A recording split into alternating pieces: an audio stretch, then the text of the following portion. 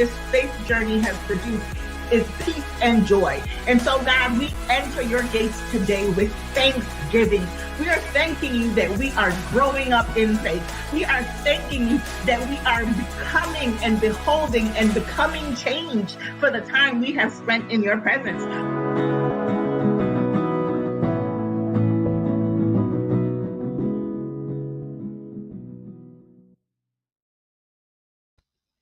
Good afternoon, everybody. Good afternoon, good afternoon, good afternoon, y'all. I am so happy to be here. Can you tell? Look at my smile. I'm excited, guys. Good afternoon. My name is Leonora Reynolds Jones, and I have the awesome privilege of being a proprietress of a wonderful kingdom enterprise called Legacy Builders, where we help individuals and couples gain necessary tools and skills to leave a lasting legacy. And that includes, guys, you guessed it, transcendent wealth. So I am happy to be before you today to drop some nuggets, share some wisdom, talk about the revelations God has given me from 1 Kings chapter 19. If you are tracking with me, if you are reading, I forgot the book. But if you are reading the description today, I'm just happy to be here. I was missing in action for 2 days. Thank you for those of you who reached out to me for 2 weeks. Sorry. I was traveling. I went to see a couple of friends, did a couple of things. It's finals week for me. And so I was missing in action for like 2 weeks, legit. And so I'm just excited to be back. I think you can see by the big smile on my face how excited I am to be here. Excuse me. Outside of like life was lifing, right? And it's a t-shirt. If you didn't know, I do have a t-shirt company. It's called Sipping Tees. It's on Etsy. And like Legacy Builders, it's not with an S at the end. It's with a Z, right? Sipping Tees, because we're spilling the tea. And what are we spilling the tea on? The Word of God. So go look at the t-shirt collection. www.sippingtees.com. It should point you there. If it doesn't, let me know. But that should work. So that's TEEZ.com, sippingtees.com. Anyway, I have told you about those things. As always, you know that if you want to get in contact with me, your best bet is to scroll your fingers across that beautiful keyboard that is in front of you, or across the face of that surface of your phone. Use your thumbs. You're going to type in www.legacy, Legacy, builders, BUILDERZ.com. And you can go there. You can fill out a contact card. You can learn more about me, learn about my services, which are in the process of being updated. So take advantage of what you see there now, because what our boys say, what's the news? Yesterday's price is not today's price. I'm telling y'all, take advantage of the things you see there, because I'm telling you, yesterday's price will not be today's price. And today's price certainly will not be tomorrow's price. Now that I've told you all those things, that I have welcomed you to the broadcast, I want you to do something for me. Right? Here's what I want you to do. I would love for you to subscribe to my YouTube channel. It's a thing. It's there. Subscribe. I would love for you to follow me on social media. I would like for you to like this broadcast. I would truly appreciate if you would share the broadcast. If I say even one single thing that makes you scratch your head, or makes you feel like Jesus was coming for you the way he came for me in the last couple weeks, I would love it if you would just share this broadcast. I would so appreciate it.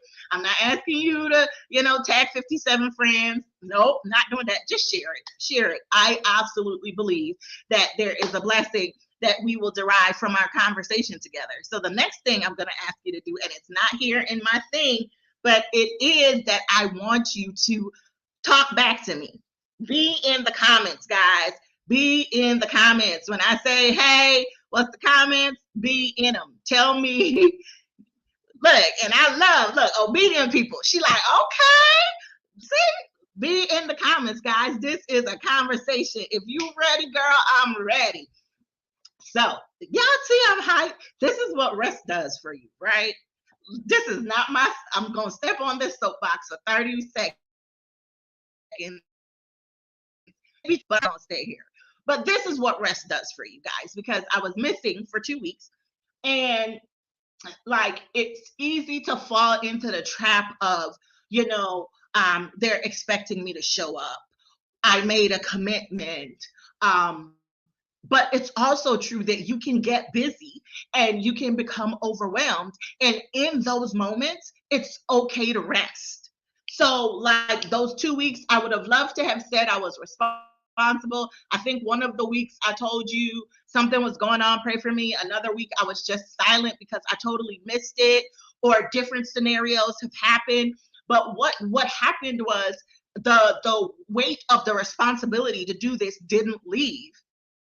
But what I was able to do was rest and hear from God and seek God. And in doing so, guys, you know what happened? Now I'm back and I have so much revelation from y'all. So much. Like, I've talked to my girlfriends, one of which is my bestie. One of them is on air with us right now. And she knows, like, over the last 10 days, like, God has been talking. So it's not that, oh, I was quiet and nothing was happening. Life was lifing, as I always say. But I was also receiving revelation, because a part of resting is allowing God to feed you for the next part of the journey. Right. And so I just want to encourage you. Yes, you have 15 titles, you have 57 things to do, but rest. Rest is just as crucial to your productivity as your activity. I'm going to say that again because Jesus done talking good. You can quote me on this. Rest is just as important to your productivity as your activity. Like, all the stuff you do, rest is just as important. Rest is just as important. So today, somebody just needs to take a rest. Just take a load off. It might be a week. It might be 2 weeks. It might be a month. But at the end of it, know that God is going to meet you there. He's going to talk to you. He's going to give you what you need. Okay? I'm coming off my rest soapbox. Let me see what we got. The comments coming in hot and heavy. Look, he been speaking. And then we have Sister Holly here. I have privately offered you my condolences, but I am publicly offering them to you. And this is, you're sending your prayer requests, which I will note of and pray about it live on Friday.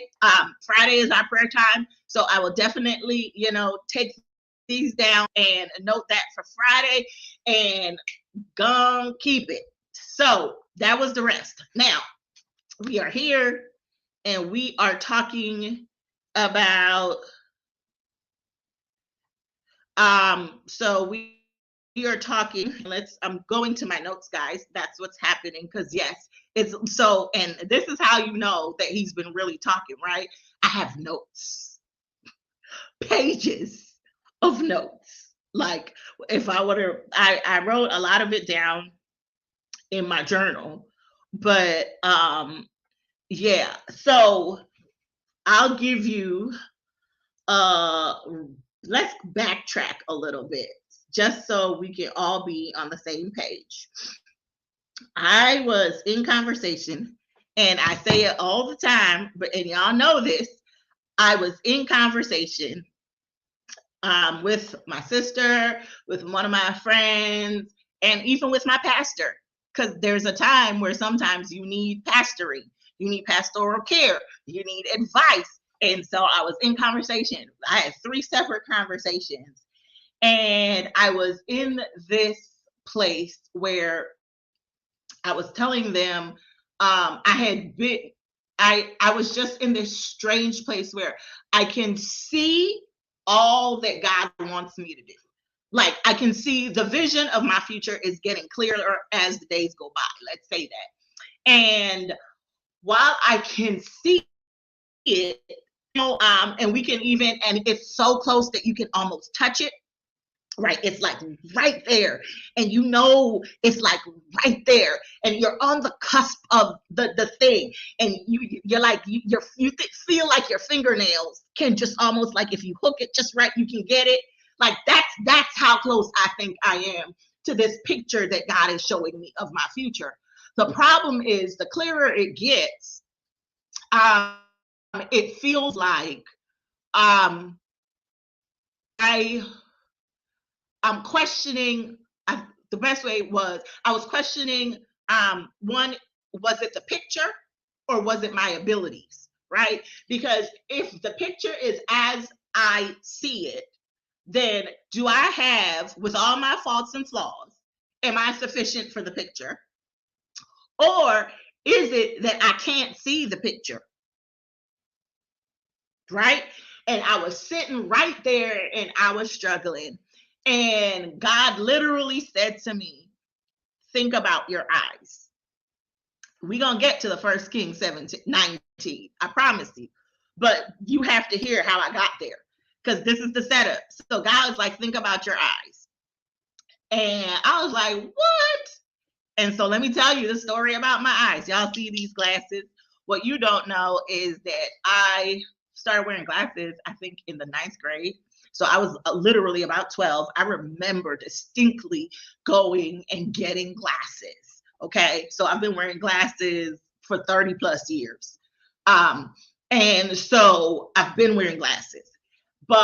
And they've talked about my vision, and my eyes are healthy. I don't have any other problems other than being, I think it's myopic. I'm nearsighted. And I have astigmatisms in both eyes. But outside of those two things, your girl is good. Like, my eyes are healthy. There's no other problems, right? And so with these glasses, corrective lenses, once you add, correction through glasses, through contacts, your girl can see, no problems. I can use soft contacts, I can use hard contacts, I can wear glasses. So nearsighted. And so I was always curious about, like, but if you're like me and being as nearsighted as I am, couldn't be able to see past my arm's length. So my field of clarity is within my arm's length. Anything beyond my arm's length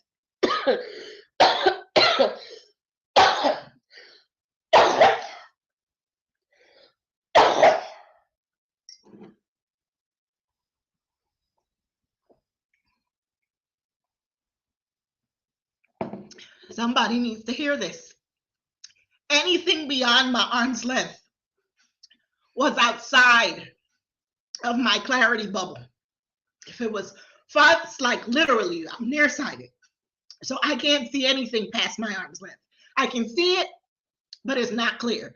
That's when I start squinting and scrunching up my eyes and doing all of this stuff. Excuse me. So I've accepted that. Again, I've been this way for 30 plus years. 30 plus years. My field of visual acuity, of clarity, arm's length. If you pass this, your girl is struggling. It's struggle bus. I can't read, I can't see. So I've accepted that. So LASIK, for example, is a thing. Like, everybody know, and with that whole limited view, like those of us who wear glasses know, that moment in the middle of the night where you open your eyes and your glasses ain't on and your cell phone is over there, or you have an alarm clock on the table and you can't see the clock and it's dark and you can see the numbers are green, but you have no idea what those numbers are because you ain't got, again, arm's length. Had that. And so I've always longed for this idea and this ability to see in those moments. And so LASIK, corrective surgery is an option. Now, personally, for me, I didn't like the idea of anybody's laser near my eyeballs. If you know eyes, they're filled with liquid. Hot, and liquid means they're going to evaporate my eyeballs. I know that's not what happens. I know it's not true, but I just always thought about it. So I never liked the idea of LASIK. Then having conversations with people with LASIK, you learn that LASIK isn't permanent, right? And this is true. I'm not lying. It's true. LASIK isn't permanent. Most people need retouching after 10 years. So I'm signing up for a surgery for 10 to 12 years later. I am going to have to perform the surgery again. It's called a resurfacing, a retouching. You would need that. And it's dependent on how thick your cornea is. Because if the first one, if they took too much, you can't do it again. And what happens after 10 to 12 years of LASIK? Then you are back to needing glasses. At minimum, after LASIK, you will need reading glasses. And I'm not telling you what I heard. I'm talking to people who have had LASIK. It's been a couple of years, and they depend on two things: sunglasses and reading glasses. And I'm like, why would I do a surgery, one, that's not permanent, and two, that's going to make me need glasses later? I might as well stick. So I came across this thing called corneal refractive therapy. I'm going faster because I want to get to 1 Kings 19. Corneal refractive therapy. It's CRT. It's these hard contacts that I put in my eyes at night. When I put them in, they reshape my cornea while I'm asleep. And when I take them out, I have 20/20. So I've been doing that for 10 plus years, okay? For more than 10 years, probably 12 to 15 years. Every night, I would put the contact, well, not every night. It should be every night. Most nights, I'm putting the contacts in, and then, then I will check and take them out, and the next day I can see, and I can see without glasses or contacts. But that means that scene that I described to you in the middle of the night, opening my eyes, because the contacts are in, I can see the clock. And then when I wake up and take them out, because I've slept in them, I can still see. So I had the best of both worlds for me doing that. So fast forward to 2 weeks ago, and God is like, it's about your eyes. For the last couple of months, I'm going to say, I've noticed when I put the things in my eyes, I can't see. Everything is blurry. I am an avid reader. And so I'm that person who reads to fall asleep. So like, I'm always reading something. If you see me on my phone, I'm not playing a game. 98% of the time, I'm reading a book. 1%, I'm social media. The other percent, I'm doing something like taking notes or something. But 98% of the time, I'm on my phone, I'm reading a book. And so you have, there's that. And so I'm noticing I can't read. Everything just seems blurry. I would take them out and things are still blurry. I didn't feel like my vision was being corrected anymore. So your girl was struggling with what had worked for 12 years. And I'm like, this is crazy. So I finally go in for my annual appointment, and the doctor is like, hey, what's up? And I told him, I don't know what's wrong, but I can't see no more. Like, at this point, my automatic assumption is, and literally this is what I told my doctor, but I'm older now. When I started this, I was younger. So maybe just my vision is deteriorating because I'm older. And my doctor looked at me and he's like, don't say that about yourself. It's not true. And I was like, okay. So he tests everything. Like, I got one of them eye doctors. He got machines I had never seen. They puff air to test your pressure, and you got to look at the circle cone and find the hot air. Like, they got 57,000 tests. They test everything. Then you sit in the chair, and he has the things that move, and he's doing all of that stuff. We get to the end of the appointment, and the doctor looks at me and says, you know the problem? I was like, no. He was like, your vision got better. I was like, what? He was like, your vision is blurry now because you don't need the same amount of correction as you did when you first started. So the problem wasn't that my normal problem. The problem wasn't that I couldn't see. The problem was that I could. And I was using the same tools to see as if no time had passed and my healing had not occurred. I don't know. Look, we about to have church, y'all, because somebody is watching this. And the problem isn't that you can't see. The problem isn't that you don't recognize the problem. The problem isn't that, you haven't arrived at this place of healing or your healing has not occurred. The problem is, one, you have an incorrect belief about your abilities. And two, you're using the wrong tools, because the tools of yesterday, i.e. my old prescription, don't serve me today because I can see now. I'm better than I was yesterday. I'm better than I was last week. I'm better than I was last year. So immediately, the eye doctor was like, I'm going to give you a new prescription, and I want you to fill this prescription. So I go and I'm telling my girlfriend, my sister, cousin, telling my pastor, I'm telling everybody about this revelation of this idea that I can see. And the problem isn't that I can't see, it's that I can. And again, my overall problem that got me here was this idea of I feel like I can see the picture of my future and I don't know what's wrong. And so if we just overimpose the revelation about my vision, God is telling me the picture of the future you have, the problem isn't that you can't see it. It's either one, I'm using the wrong tools, I'm using yesterday's tools to attempt to see today's vision, or two, I'm believing the wrong thing. I'm believing that the problem is I don't see the picture. The problem ain't that I don't see the picture, it's that I do. Look, I'm just telling you, this is how God comes for me. So I go, and in my conversation with the pastor, guys, the pastor is like, I need you to go read. And he didn't tell me the chapter and the verse. He said, go read what happens to Elijah after he comes down from Carmel. And I was floored. Why? If you have been watching Midday Manna for any amount of time, if you watched it for any time last year, y'all know that we spent months, and I literally mean months, maybe 2 to 3 months going through 1 Kings, and this was 17 and 18, right? Because we went through those chapters because there was so much revelation in it. There was a while there for every week, for at least 5 weeks, we kept saying, we are where? We were at Carmel. Right? We were at Carmel. We had been at Carmel for a long time. And we went through. So the fact that what God told my pastor to tell me was, all right, you're not at Carmel anymore. What happened after dude came down from Carmel? And what happens after Carmel is 1 Kings chapter 19. That's how we got here, guys. Look, I told you, you had to get the before so you could understand. So literally, many of us, we find ourselves after Carmel. What happens after you have had this magnificent encounter with God? What happens after you've saved a generation? Because we talked about, y'all remember Carmel?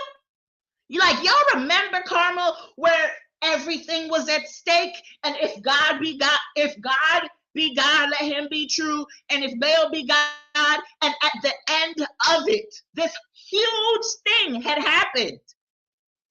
At the end of it, God was God. So many of us, this huge thing has happened. For me, it's this house. This house was my Carmel. The car that I drive was my Carmel. I remember, like, all that time we were talking to you about it, it hadn't happened yet. But guys, the thing you've been praying about, crying about, it's happened now. You've been to the mountaintop. You have seen God send fire from the clouds. And now you coming back down and you trying to figure out, all right, what happened now? 1 Kings chapter 19. 1 Kings chapter 19. So many lessons. So y'all, that is where we are. I've been talking to y'all for 25 minutes already. I don't even know like how to, so we aren't, let's be clear, we're going to be here for a couple of weeks, probably through to the end of the year, into the beginning of the year. We're going to be, and I appreciate God, right? Because I took 2 weeks off and I'm pretty sure I got content for the next 8 weeks at least. 8 weeks at least. And so we're going to wrap up with the very first lesson. And it's a lesson, and I'm not giving you the lessons in order, because in order in terms of the way they came to me, I'm going to give you in order of the way they happen in the chapter. So before we get to 1 Kings 19, we need to go back to 1 Kings 18, because the instruction was, study Elijah after he came down. So in 1 Kings chapter 18, In verse 20 is where we start at Carmel. And God, he comes down. And in verse 30, Elijah repairs. And then we have and I've unpacked all of this for you. And so in verse 38, so in 1 Kings chapter 18, verse 38, it said, then the fire of God fell and consumed the burnt sacrifice and the wood and the stones and the dust, and it licked up the water that was in the trench. Now when all the people saw it, they fell on their faces and they said, the Lord, he is God. The Lord, he is God. And then in verse 40, we have, then Elijah said to them, seize the prophets of Baal, do not let them escape. So they seized them, and Elijah brought them down to the brook of Kishon, and he executed them there. That's why I'm telling you, like, what happens after you have rid your lineage of all the things that were holding back your generation, all the other gods. You have ripped them out. You have watched God come destroy the thing you placed on the altar. He has totally taken your sacrifice. He has shown up with power. God has done it in your life.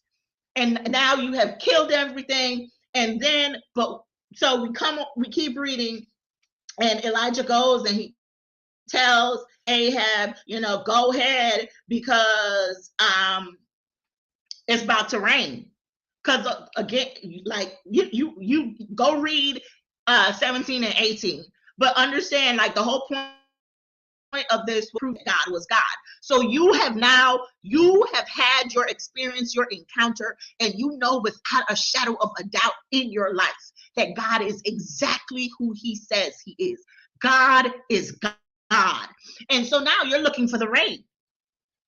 You are looking for the rain, because at the whole point of whether or not God was the rain was supposed to fall.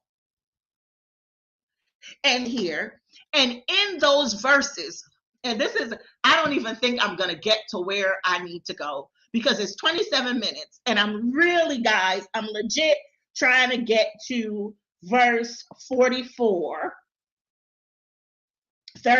43 and 44, but I need to deal with this idea of the rain. Because literally, that's what I said. Like, we have seen, many of us, we have seen Carmel. He came down with fire, guys. We now know without a shadow of a doubt that God is God. And now the next thing that happens is the rain that you have not seen for it's either 2 or 3 years. Woo! Yo, when I tell y'all Jesus is showing off, I'm telling y'all Jesus is showing off, because the rain that you've been looking for the last 2 to 3 years, because that's how long it hasn't rained. At that Carmel moment, it had been for 2 to 3 years, and 2 to 3.5. But however long it is, you've been looking for the rain, and God promised, and God did Carmel. So Carmel done happened. You done trusted him, and now you are looking for the rain. Elijah comes down. He goes and he starts telling everybody. He tells his servant, go tell Ahab, leave, because it's about to rain. You done told everybody. You done cut off all the relationships. You done killed all the prophets. You are looking for the rain. And so he went, and you're like Elijah. You go back to the top of Carmel, because that gives you the best vantage point. So you go back to the place your miracle happened, and you're looking there for the next miracle. You are at the place, your vantage point. You go back up to your Carmel, and you're standing at the top, and you're looking for it. You're looking for the cloud, guys. You're looking for it. And the people with you, you're like, go. So like Elijah, you got down on your knees, right? Because this rain is so important to you. You are on your knees. And where's your face? Your face is between your knees. I'm literally reading verse 42. So Ahab went to eat and drink, and Elijah went up to the top of Carmel. Then he bowed down to the ground, put his face between his knees, and said, go out, look towards the sea. This is such a big deal for you that you can't even look for the rain yourself. you're asking somebody around you, do you see the rain yet? Do you see any evidence of the thing God has promised me? Because while the fire came at Carmel, fire was literally just and it's not a just, but the fire just proved that God is who he said he is. And real talk, the fire wasn't for me. The fire wasn't about Elijah. Elijah didn't have a problem believing God was who he said he was. So that part of your story, Carmel wasn't for you. It was for the people all around you. But now this rain, the rain that stopped at your word, the rain that stopped at your word, the rain that stopped at your word, at my word, because I was like, I'm going to trust you, God. So I'm going to do this thing. The rain that stopped at your word, you're looking now for the cloud, and it's so important. You can't even look yourself. You're telling your servant, the trusted companion with you, go look, see if you see the cloud. And do go look, and he's like, I don't see nothing. And then the Bible says 7 times, guys, 7 times. 7 times. And so he went up and he said, there is nothing. And 7 times. So the first time he said it. And then 7 times he said, go again. Some of us, we've been saying go again for 7 times. 7. You go, and if you're like me, and if your story is anything like mine, you go check the bank account.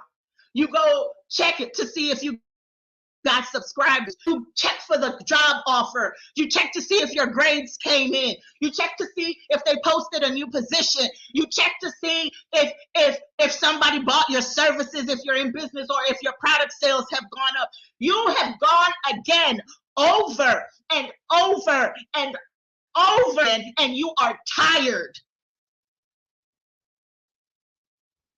You are tired of checking. Here's the lesson. Then it came to pass the 7th time that he said, there is a cloud as small as a man's fist. Hear me.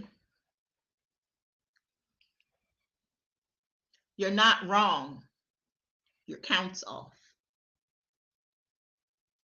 Because first time there was nothing. Then 7 more times there was nothing. It wasn't until the 8th time that he saw the cloud. I am here to tell somebody. 7 is the number of completion, but 8 is the number of new beginnings. Welcome to 8, guys. Welcome to 8. Welcome to 8. If you're with me, type an 8 in the comments. Welcome to 8. The cloud is small at the 8th time, but the fact that it's there is proof enough that it's about to rain. 8. You need to go through the full 7 times. The full 7 times. 7 whole times where you go and you check. Nothing. You go and you check. Nothing. You go and you check, you go and you check. We're at 4. Still nothing. You go and you check, you go and you check. And at this point, you don't even want to see nothing. You look, he looking at you. You're at 6. And you like everything in you is like, God, but I saw what you did at Carmel, and you mean to tell me you ain't gonna show up now? And in desperation, you say, go again. But this time, all you're looking for is a cloud. And go back to the first thing I said when we started this. What did God tell me? The problem isn't that you can't see. It's that you can. So the first sign of the cloud, don't disbelieve that the cloud you see will produce rain because of its size. The cloud you see is sufficient for the downpour that God has promised. Mind blown, guys, because that's not where I thought I was going to go. But the problem isn't that you can't see, it's that you can. The clouds you see, though small in size, that's all you need. That small cloud, that's all you need. God's going to make it rain. If you learn nothing else at Carmel, you learn that the Lord, He is God. The Lord, He is God. So now that you see the cloud, believe that cloud. Get up and let God do what He did for Elijah. He's going to give you a grace for acceleration. Y'all hearing me? Like, are y'all reading y'all's Bible? Because literally, with that cloud came an acceleration, because not only did the rain fall, guys, it literally says, literally, it happened. Then he told dude, go tell Elijah, prepare the chariot.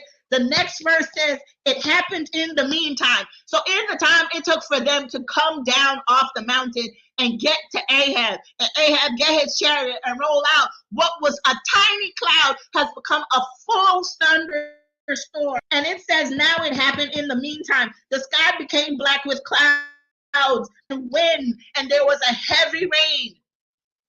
All of that happened. So them 7 times of you waiting and waiting, the acceleration is coming. And not only will the rain come, with the rain comes an acceleration up to your next destination. Because it says, verse 46, then the hand of the Lord came upon Elijah. He girded up his loins and he ran ahead of Ahab to the entrance of Jezreel.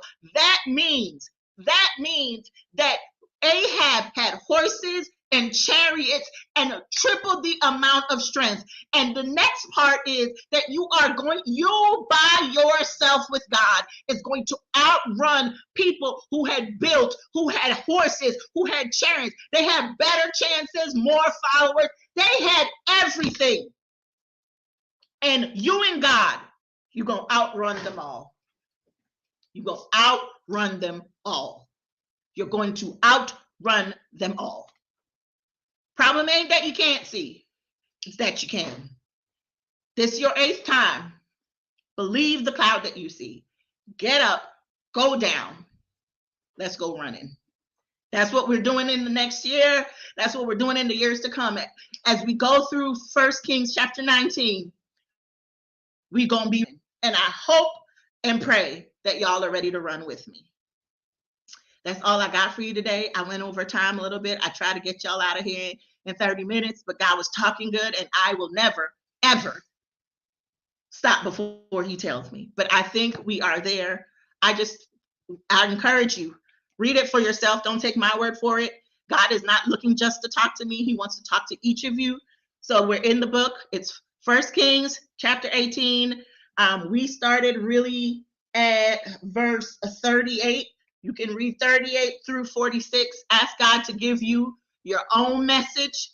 But I just know the message that He has given me today, the message He has given me today, it's the 8th time, guys. And the problem ain't that we can't see, it's that we can. So keep looking until you see the cloud. And when you see the cloud, believe what you see. Because this next part, it's going to be quick. I love you, y'all. Thank you for joining me. Thank you. If you are just joining me, go back and watch from the start. This one was absolutely amazing. I encourage you to just try God today, guys. Try God. If you want to connect with me, as always, I am here for you. Send me a message. You can DM me. You can send me a message through legacybuilders.com. And I'll be here. I'll see you guys on Friday for prayer time. And as I always tell you, I pray that the latter half of your day, it's in the text, the latter half will be greater than the beginning. Bye-bye.